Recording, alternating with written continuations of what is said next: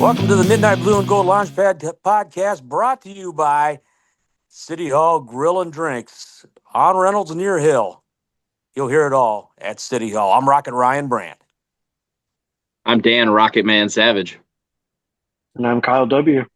That's Kyle W. Smith, engineer, producer extraordinaire to you and me. Missing tonight is Kyle's father-in-law. That would be PJ Spiller, a.k.a. Pat Gillick, a little bit under the weather.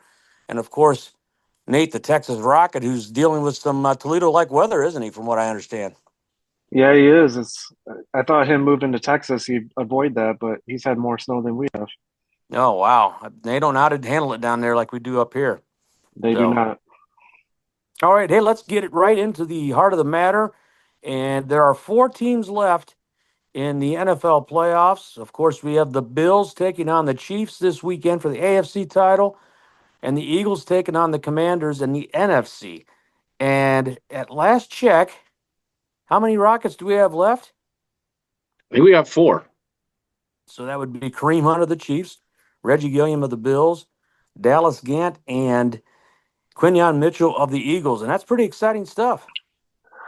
I'm not sure if Quinyon's playing. Oh, is that right? I think he is. You know, So he got pretty banged up last game. I wasn't sure. Yeah, he hurt his shoulder, and then after the game, you know, the Eagles crowd asked him. He said, "I'm feeling fine. You know, it's nothing serious. It wasn't like a dislocated shoulder or anything. Just probably like a little bruise, and they didn't need him." Yeah, exactly. But you could tell he had a pass breakup on the first drive. I believe he was injured on the second drive. Their other corner that came in for him, you know, he's only been in relief for Darius Slay all year because Quinyon's played like almost every snap on defense. So the Rams kind of exploited the Eagles a little bit after Quinyon went out, which I just thought was interesting at, you know, how important he is to that team.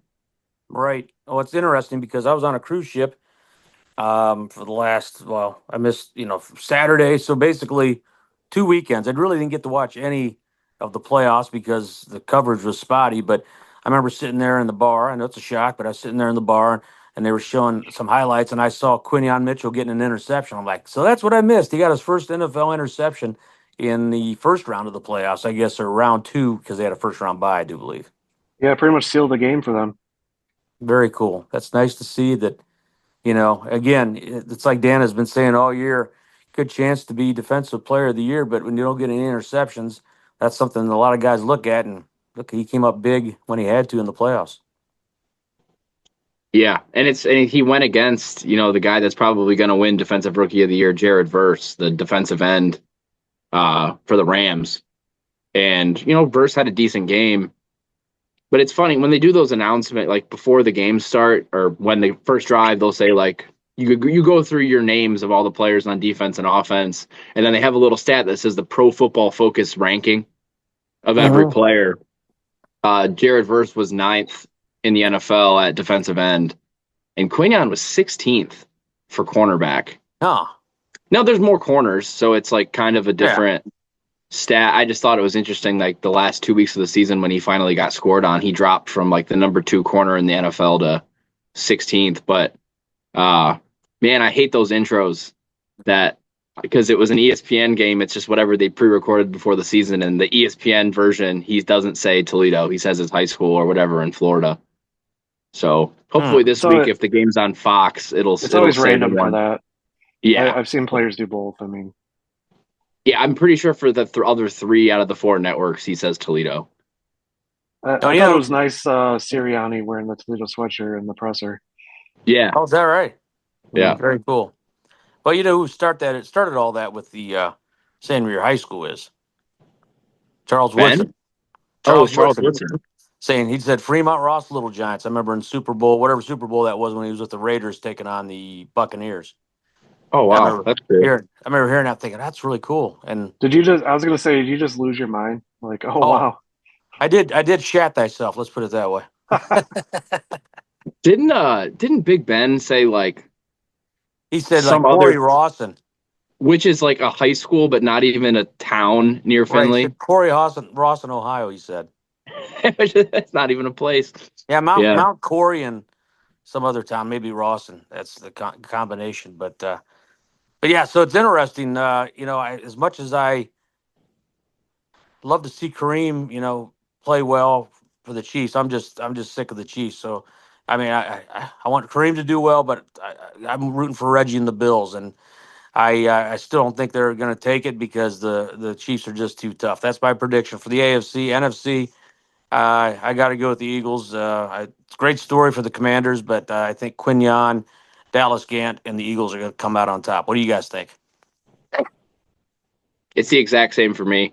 I just the fact that the Eagles have two Toledo guys, and one of the linebackers for the Eagles has been injured too. So Gant's the next linebacker up. Like I think he's doing a little bit of special teams and stuff. But yeah, I want to see Reggie get one. I'm just so sick of the Chiefs.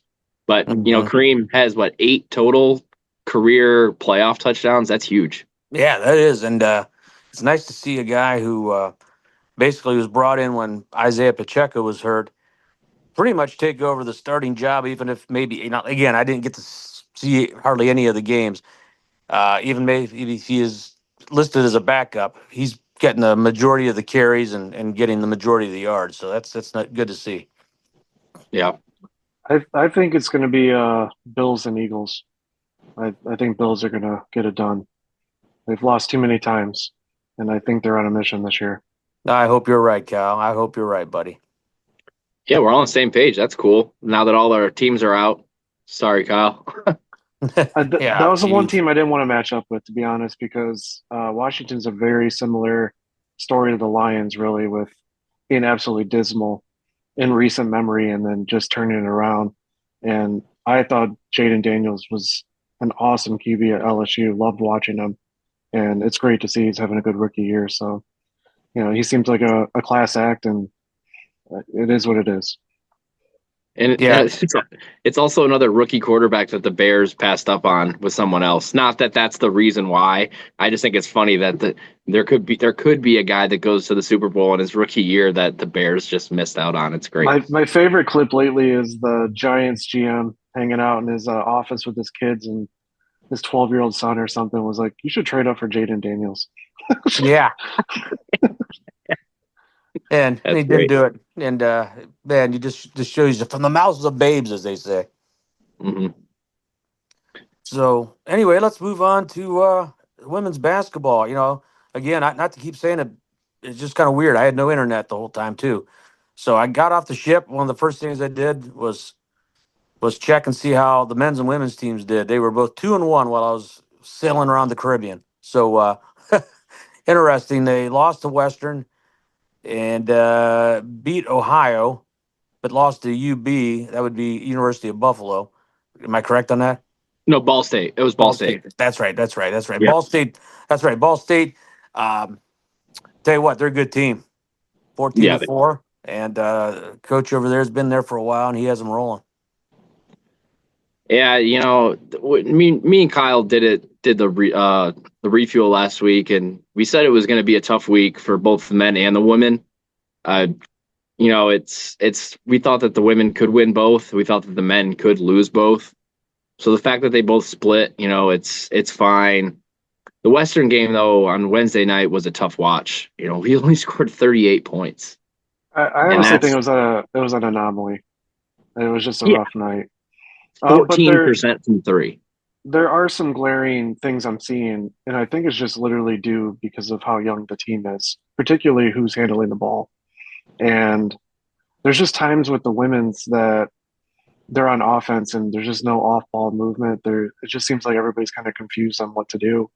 And, I went to the Ohio game and noticed quite a bit with some of the freshmen, there'd be a bad play and they would go to the sideline and Ginny's showing them something on the board. And there's just a lot of learning moments and they just need a little bit more experience. I Yeah, would tend to agree. This team is just it's if they shoot well, they win. Because generally they play pretty good defense. Like you hold a team to 41 points like they did against Western, you expect to win. And you're only 4 of 7 from the line. You don't have Hannah playing though, so you're not really counting They're it really inside missing numbers. Hannah. And Yeah. Jessica Cook's been pretty cold lately around the paint. Hopefully hmm that turns around a little bit, but she's been struggling a bit and not having that post presence is definitely hurting a little bit on the inside outside game. Would Yeah, totally agree. and again, and not being able to watch the games or follow them real closely. It looks like Kara Goss has been playing pretty well, She had a averaging phenomenal game on Saturday. in double figures. Yeah, she looks like she had what 23 was it? Yep. So Yeah. yeah, And as a team, we were 12 of 24 from three against Ohio. that's pert near 50%. That's pretty damn good. That's pretty And close. and I don't think Ohio is a great team. They held us, it was close for the first half and then we pulled away and just kept distance. But if this team shoots well, which they normally do at home, they're going to be fine. But chasing that Ball State team for the 1 seed is probably out of the question. We also had a tough week. We had played 3 games in 5 days Right. because you had the MLK Day special early morning game Monday against Ball State. And, they've got some players that have been there 5 years. And Allie Becky just absolutely tortured us. We had no answer for her. She had 28 points, I think. Right. And But like I said earlier, I think that's the big difference is our experienced floor general is Sammy. And yeah, unfortunately she's not handling the ball in a lot of instances. She'll get the first pass and then make a play happen, but she's not bringing it up. So it's just something that comes with time. yeah. Yes. And Ball State's, I think, a little bit playing with fire. They only play 7 girls. And so you've got Allie Becky, who's been there forever, and then Bischoff, who's been there forever. We held Bischoff to 8. So obviously, we're consolidating our defense to stop, one of 2 players, and hopefully you win. Well, you can't let the other one go for 28. But if they have one injury, they're going to be in trouble because Buffalo's breathing down their neck. I think we are. We just got to gel at the right time, and then Nan, she's got a lot on her plate right now. She had 17 points against Ball State. She's playing the inside game. She's playing the outside game. Where we really have to stay out of foul trouble without having Hannah Novorovsky play.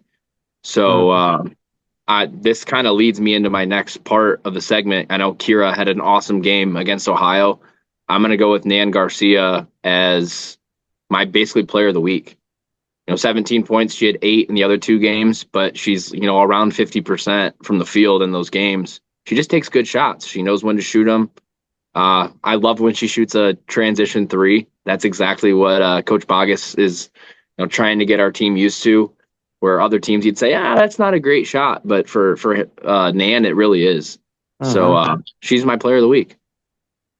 Yeah, I'm going with Kara. Just seeing how she's, as a fifth, sixth year. What is this her 6th year? Did she get that extra COVID year?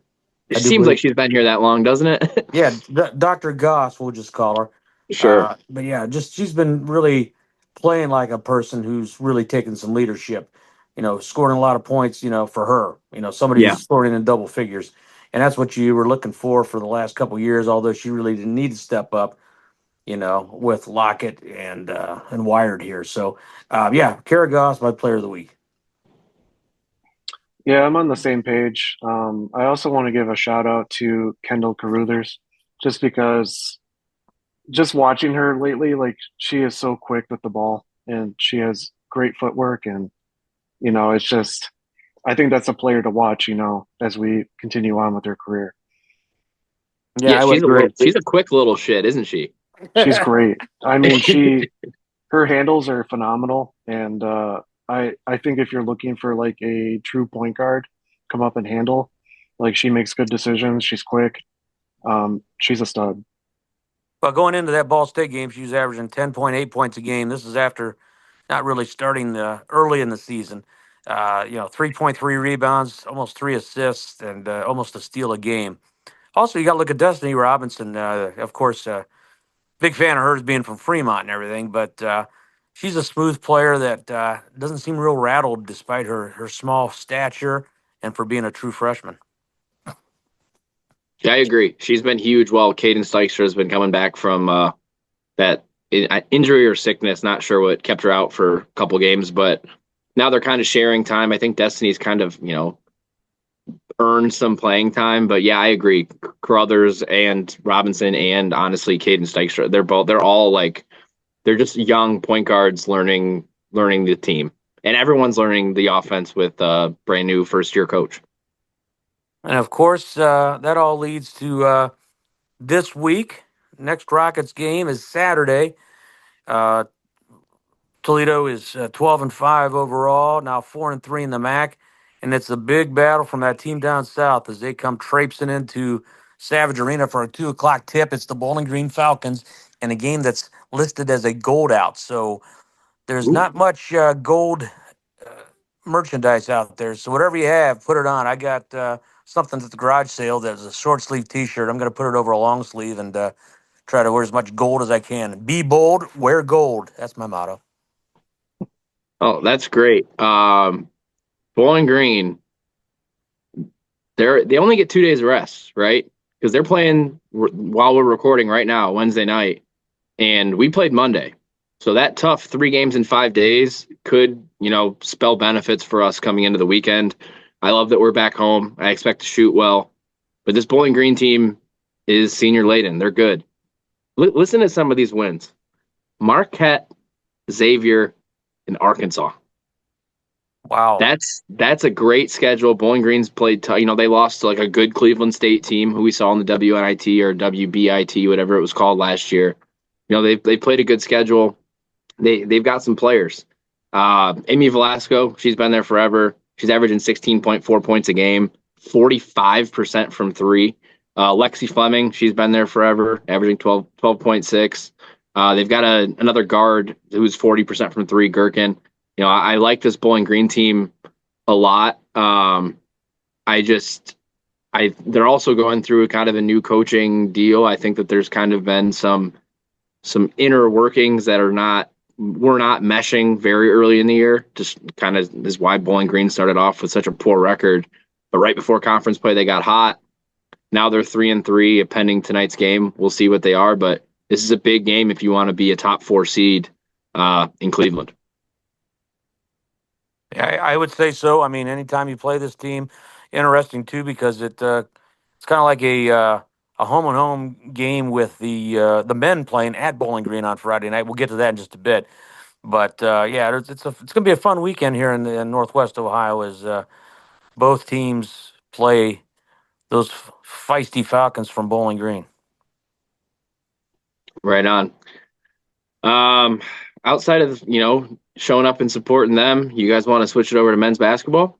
Let's do it. So again, the men were 2-1, but then I get home and they all of a sudden that 2-1 became 1-2 because they lost to Akron, they beat Ball State, and then they lost to Kent last night. Let's just go ahead and start off with that game last night. What a rough one at home. Usually this is a pretty good rivalry. It's turned into a good rivalry in the MAC as far as basketball goes, Toledo and Kent State. But yeah, Kent came in and just dominated from start to finish. I'm pretty sure Kent State is now renamed Kent Golden State because the amount of threes they hit in that first half was nuts. Oh And wow. their game plan had to be shoot till you're hot, shoot a lot, and that's what they did. Oh, they've got a kid that's Sullinger that's been there for 4 or 5 years who comes off the bench who can really shoot it.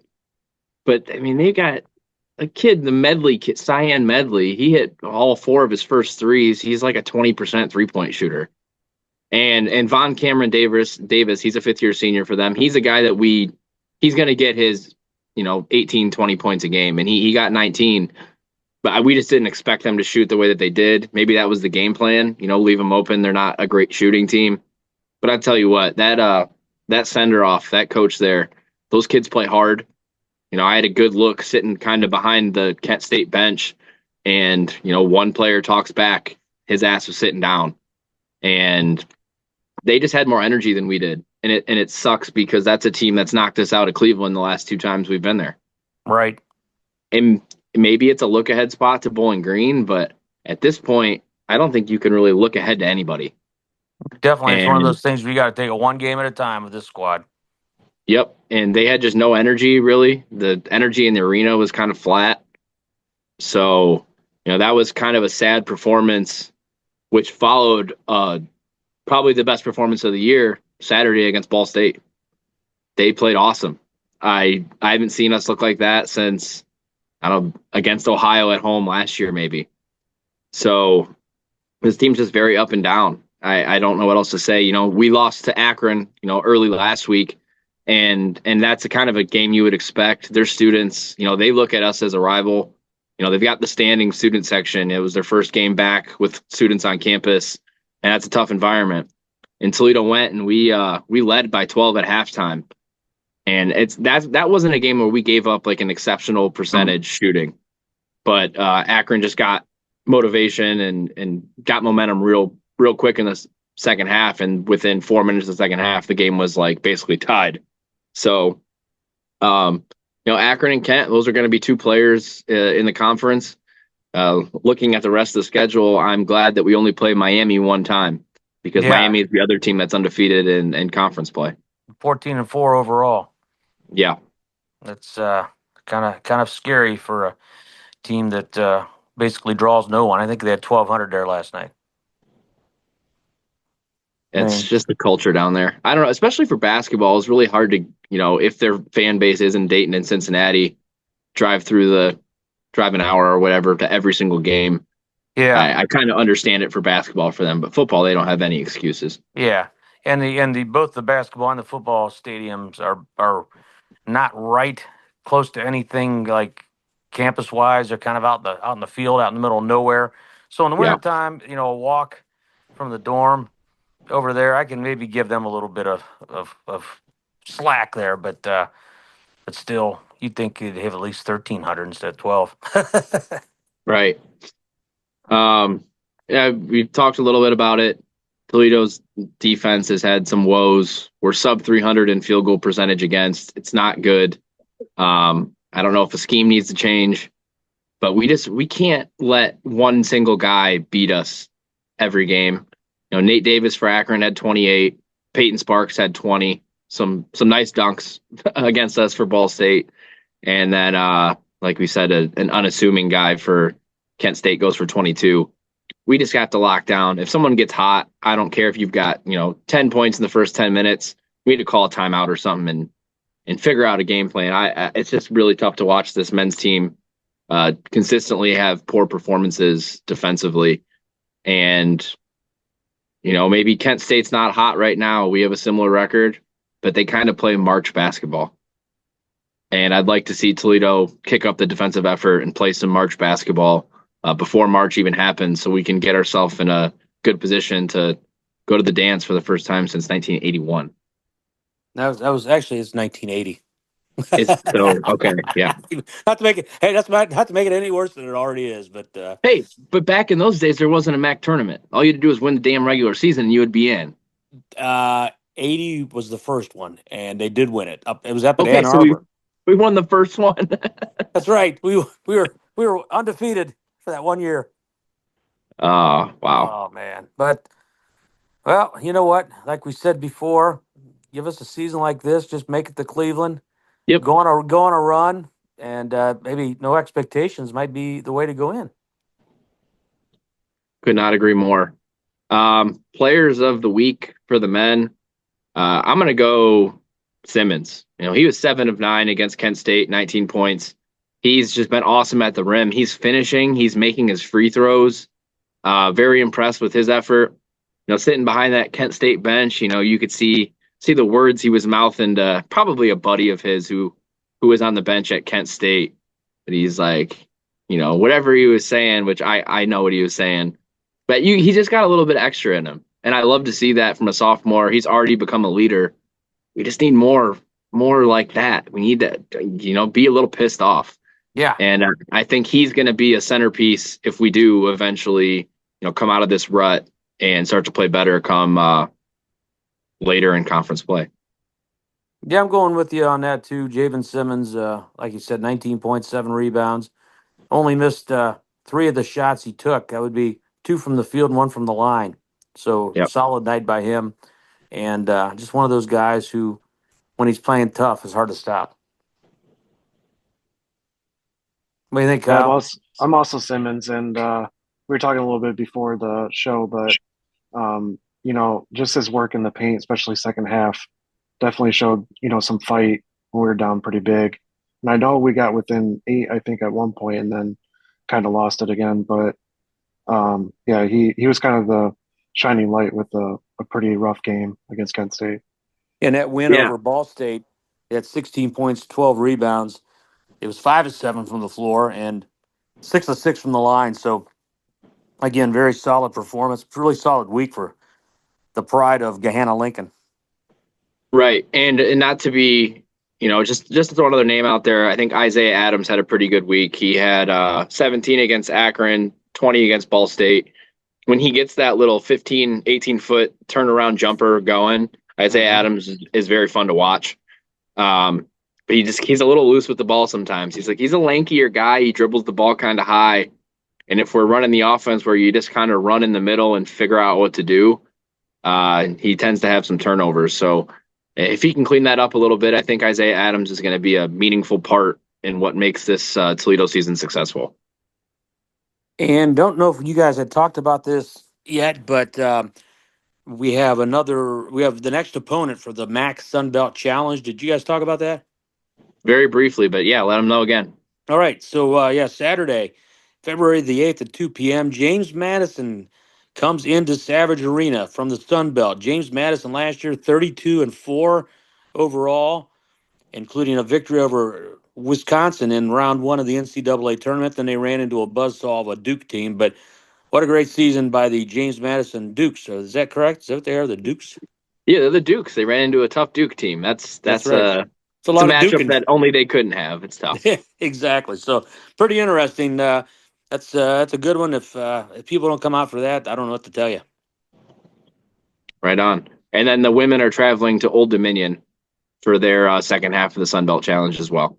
Little known fact, then, Emmy, back in the early '80s, Old Dominion was a college power in women's basketball.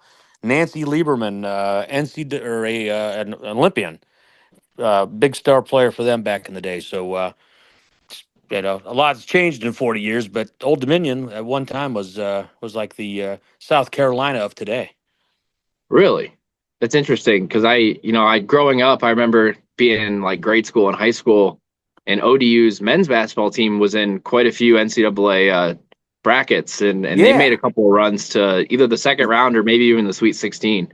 Always like an 11 seed. Yeah, they were tough in their old league. They may have been in the Colonial or something. Yep, they were in the Colonial. So now moving on to this weekend's matchup, we touched on it. Friday night, 6 o'clock on CBS Sports Network. The Rockets head down to that fucking Home Depot Stro Center. That's an insult to Home Depot. Come on. That's true. I do like the Home Depot theme song. And they're neighbors of your high school alma mater, buddy. That's true. That's true. Yeah, I should not talk illy on that orange establishment, but they're led by a dude that he's like the Nan Garcia of men's basketball in the MAC. Marcus Johnson. He's averaging 16.1 points a game. He's 6'7", 270. He's a big boy, and he's 40% from three. Wow. So you stop that guy, you'll have a good chance. But with this like recent slant downwards that the men's basketball teams had, hopefully we bring a couple hundred fans to give us a little boost and on Facebook I do get the sponsored ads from Bowling Green State University, and they've been sending for months about this game. The Bowling Green Toledo game has been on their schedule for a long time now. And so I expect a rare good environment down there in Wood County. Well, right now I'm looking at baseline general admission for $22. I can't imagine paying $22 to see these two teams play. Might have to wait till game time. Yeah, that's true. They've lost 2 in a row in MAC play. They're reeling. They've lost to Eastern and Miami, but they've been competitive. They almost beat Akron. They lost by 3 against Akron to start off conference play. So I think these teams are evenly matched. They're close in the net rankings and everything. It might be a year where we split again with the Falcons, but hopefully we can come out victorious both times. Score predictions from you guys. I'm going to have to go Rockets. They go down and eke one out. 68-65. Game-winning three-pointer by Sonny Wilson's going to put them over the top. Sunny. I like that one. Let's see He's what happens. yeah, that's if you nail that, we will buy you a trophy and you can display it in the man cave. There you go. And of course, you guys will autograph it. Yes, I exactly. want it to be worth something. For sure. I'm going right around there, 73 to 69. Uh, the Dirty Birds, they eke out 69 points, but Toledo prevails in the end. And then we continue our tough stretch of MAC games, and we got Ohio on deck after that. So On the road down at the con. But what do you think, Kyle? I'm going to be the Debbie Downer, and I think the last two losses for BG doesn't really show what the team they are. I think Eastern's a sneakily good team this year, Mm-hmm. and obviously Miami is what they are. Um, I I'm going to say Rockets lose this one. I'm going to do 68-75. Okay. I Well, hope I'm wrong. I hope you're wrong too. But you know what? At least you're honest. We appreciate that. And we will find out who's right yep, right around 8 o'clock on Friday. Gives you time to get home and get away from all the tractor fumes and stuff like that. exactly. So does that put a wrap? Does Pat, what does Pat always say? Let's put a Put a bow on this bow bitch. on this bizatch. There you go. Only he's not as cool. He says you say a lot cooler, Dan. Yeah, So on yeah. behalf of the injured and hopefully healing PJ Spiller, Pat Gillick, I'm Rocket Ryan Brandt. I'm Dan Rocket Man Savage. And I'm You Kyle go. W. There you go, Kyle. I kind of screwed things around this time. It's the first time I Uh, ever signed off, I think. that's right. I wanted to give Pat a shout out. And of course, Nate, the Texas Rocket, shoveling out from down there in the deep south. I don't That's know if you right. guys ever saw the Christmas show, Year Without a Santa Claus, with the I have not. Heat Miser and the Cold Miser. Anyway, they made it Oh, snow. probably. It's gonna snow, snow, snow down here in Dixie. So that's what I was thinking the whole week when I heard about all that snow in the deep south. So Yeah. anyway, there you have it. There you go. Thanks for listening, everybody. Have a good week. Go Rocket. See you well. Video. Yo.